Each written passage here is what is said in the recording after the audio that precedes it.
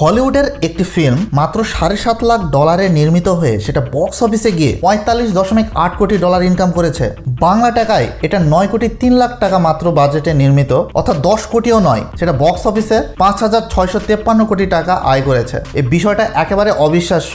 আমি অবসেশন ফিল্মটির কথা বলছি। এর গল্প একটু ইউনিক। শুরুতেই তোমাকে গল্পের প্লটটা একটু বলে দেই। যেহেতু এটা একটা হরর, সাইকোলজিক্যাল এবং রোমান্টিক ফিল্ম, এর গল্পটাই সবচাইতে বড় কন্টেন্ট এটার জন্য। এখানে চারজনকে ঘিরে গল্প সামনের দিকে এগিয়ে যায়। চারজনের মধ্যে 2জন ছেলে 2জন মেয়ে। চারজনই একটি মিউজিক শপে জব করে সেলসম্যান হিসেবে। এখানে মূল চরিত্র বিয়ার এবং নিকি। বিয়ার নিকিকে পছন্দ করে ঠিকই, কিন্তু কখনো বলতে পারে না। সে তাকে ভালোবাসার প্রপোজ কিভাবে করবে বারবার রপ্ত করার চেষ্টা করে আর ইয়ানকে দেখায়, বাট বাস্তবে সে পারে না। একদিন দুপুর বেলায় সে একটি দোকানে যায়। ওখানে গিয়ে একটি ইচ্ছে পূরণ করার কাঠি অর্থাৎ ওয়ান উইশ পিলো দেখতে পেয়ে সে সেটা কিনে নেয়। ওই দিন রাতে নিকিকে প্রপোজ করার একটা সুযোগও সে পায়। রাতের বেলা নিকি তার গাড়িতে লিফট নেয়। সে নিকিকে বাসার সামনে নামিয়ে দেয়। ওই সময় প্রপোজ করার চেষ্টা করে, বাট সে পারে না। সে তখন ভাবে যে নিকিকে তো আমি প্রপোজ করতে পারলাম না, দোকান থেকে কিনে আনা সেই ওয়ান উইশ পিলোটি আমি উইশ করে ভেঙে ফেলি। সে একটা উইশ করে আর লম্বা কাঠির মতো পিলোটি ভেঙে ফেলে। তার এই ইচ্ছাটা কি পূরণ হয় নাকি হয় না, এটাই এই গল্পে দেখানো হয়েছে।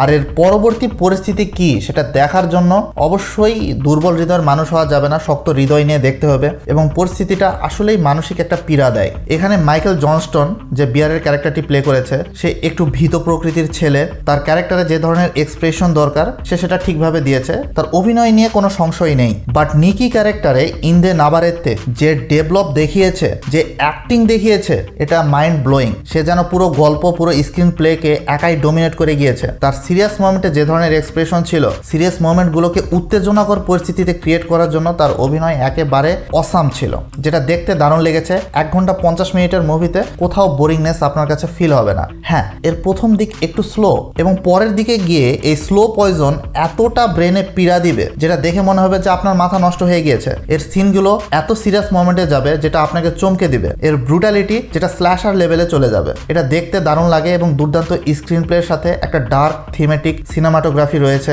কারি বার্কার এটা সেই রকম ভাবে মেকিং করেছে। সে একজন ইউটিউবার এবং কমেডিয়ান। অ্যাজ এ ডাইরেক্টর সে 2023 সালে একটা শর্ট ফিল্ম তার ইউটিউব চ্যানেলে প্রকাশ করে। এই অবসেশন মুভির প্রডিউসার তাকে লঞ্চ করে আর তার রেজাল্ট আপনাদের সামনেই। পুরো বিশ্বে এটা বক্স অফিসে একাই ডমিনেট করে গিয়েছে। এত অল্প বাজেটে নির্মিত ফিল্ম এত বড় বক্স অফিস আয় করেছে, এটাই প্রথম। আর এই মুভিটি কিন্তু সবার জন্য নয়। যারা হরর সাইকোলজিক্যাল ফিল্ম পছন্দ করে, সাথে একটু রোমান্টিক ভাইব থাকবে, তাদের জন্য তো এটা একটা মাস্ট ওয়াচ। বাট অনেকের কাছে এই ফিল্মটা বোধগম্য হবে না। যারা দুর্বল হৃদয়ে, তাদের জন্য এটা হবে না, কারণ এখানে অনেক 18+ সিন তো রয়েছে, R-রেটেড সিনও রয়েছে। তো অবশ্যই শক্ত হৃদয় নিয়ে দেখতে হবে এবং বাচ্চারা এটা থেকে দূরে থাকতে হবে। আর এই জায়গায় একটা কথা আমি বলে নেই, এই ফিল্মটি দেখার সময় আমার মনের মধ্যে ফিল হয়েছে যে এইখানে কিছু একটা ঘটবে, বাট সেটা ঘটে না। যখন আমি ভাবিনি তখনই হুট করে ঘটে যায়। তো এই বিষয়টা আসলে চমকে দেবার মতো। আর সাথে মিউজিকের যে সুন্দর ব্লেন্ডিং হয়েছে, একেবারে কড়া একটা ফিল দিচ্ছিল শ্রবণের সময়। আমি এটা ফিল করতে পারছিলাম। তো এই ফিল্মটি শেষ হবার পরেও বেশ কিছুক্ষণ রেস্ট থেকে যাবে, কারণ এর গল্পের প্লট অনেকটাই শক্তিশালী এবং